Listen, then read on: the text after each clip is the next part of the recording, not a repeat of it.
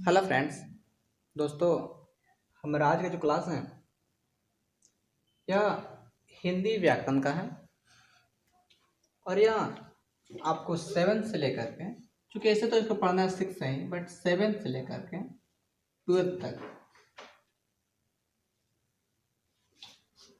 आपको हर वर्ग में ये काम देगा। ऐसा नहीं कि इस चैप्टर से, इस पार्ट से आपको किसी भी एग्जाम में प्रश्न पूछे जाते हैं, ऐसा कुछ नहीं। इस पार्ट से किसी भी एग्जाम में कोई भी प्रश्न नहीं पूछे जाते हैं, लेकिन अगर इसको आप सही तरीके से पढ़ लेते हैं तो आपका हिंदी में जो मार्क्स कटते हैं वह नहीं कटेंगे। आखिर गाइस, जब इस पार्ट से प्रश्न पूछे नहीं जाते तो इसे पढ़ना क्यों है? गाइस, क्या है कि हिंदी में हम लोग कोई भी सेंटेंस लिखते हैं, कोई भी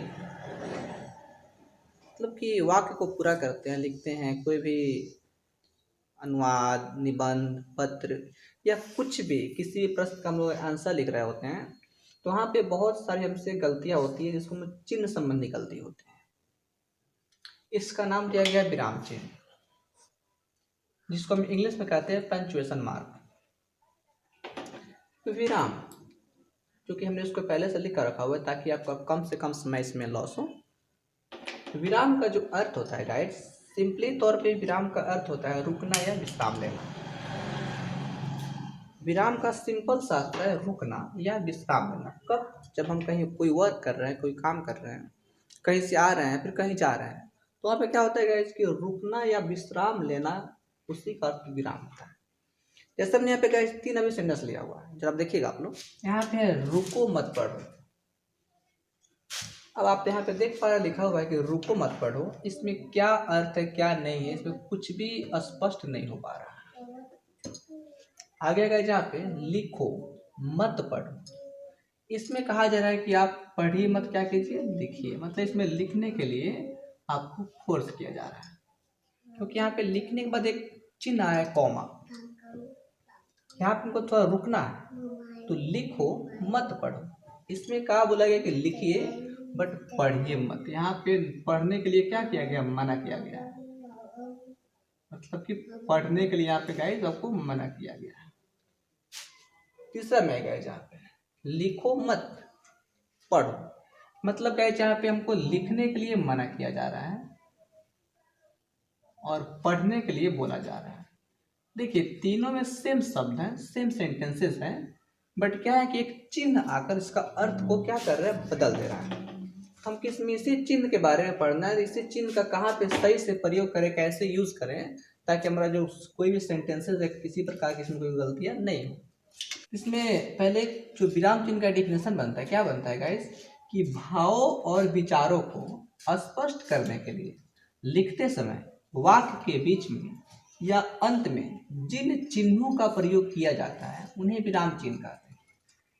एक बार फिर से समझिए गाइस, भाव और विचारों को स्पष्ट रूप से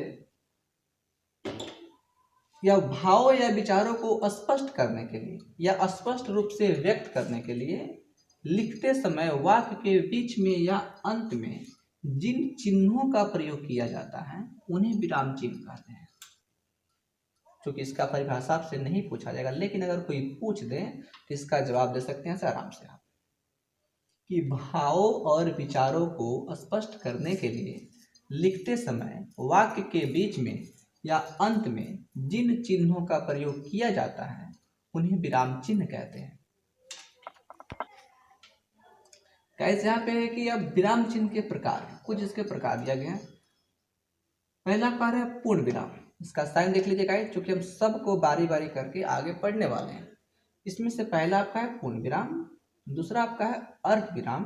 चिन्ह देख लीजिए कैसे यहाँ पे गाइस, अल्प विराम, प्रश्न सूचक, विस्मय सूचक, योजक, निर्देशक। ध्यान रखिएगा, जो निर्देशक का जो साइन होता है वह योजक से थोड़ा सा बड़ा होता है। विवरण चिन्ह, हम किस चिन्ह का इस्तेमाल कहाँ करते हैं पढ़ने वाले हैं। उद्धरण चिन्ह, ये दोनों आपको उद्धरण चिन्ह आपका है। यहाँ पे हंस पद, ऐसा यूज आप लोग कभी कभी करते होंगे, फिर देखते होंगे। अब क्या है इसकी प्रयोग की दृष्टि से विराम चिन्हों को दो भागों में बांट सकते हैं। पहला आपका है गाइस जो वाक्य के अंत में प्रयुक्त होने वाले विराम चिन्ह। इतने सारे विराम चिन्ह है गाइस हमने यहाँ पे 1 से 10 तक इसका लिस्ट तैयार किया है, सूची तैयार किया है। इसमें से कुछ विराम चिन्ह को हम लोग वाक्य के अंत में प्रयोग करते हैं और दूसरा है वाक्य के बीच में प्रयुक्त होने वाले विराम चिन्ह। और कुछ विराम चिन्ह को हम लोग क्या करते हैं गाइस, वाक्य के स्टार्टिंग मतलब इसके यूज करते हैं। तो जिस विराम चिन्ह को वाक्य के अंत में यूज करते हैं उसे कहते हैं वाक्य के अंत में प्रयुक्त होने वाले विराम चिन्ह, और जिस विराम चिन्ह को वाक्य के बीच में यूज करते हैं उसे कहते हैं वाक्य के बीच में प्रयुक्त होने वाले विराम चिन्ह। तो हम लोग फर्स्ट में पढ़ने वाले हैं वाक्य के अंत में यानी कि इसके बारे में प्रयुक्त होने वाले विराम चिन्ह के बारे में। इसमें से पहला आप कहते हैं पूर्ण विराम। राइट, हम चूंकि इस वीडियो में इसके बारे में नहीं बात करने वाले हैं, हम लोग इस सभी के बारे में नेक्स्ट वीडियो में बात करेंगे कि किस चिन्ह का इस्तेमाल कब करेंगे, कहाँ करेंगे। पूर्ण विराम, अर्ध विराम, अल्प विराम, प्रश्न सूचक, विस्मय सूचक, योजक, निर्देशक, विवरण चिन्ह, उद्धरण चिन्ह, हंस पद, इस सब के बारे में हम लोग सही तरीके से कल बात करेंगे।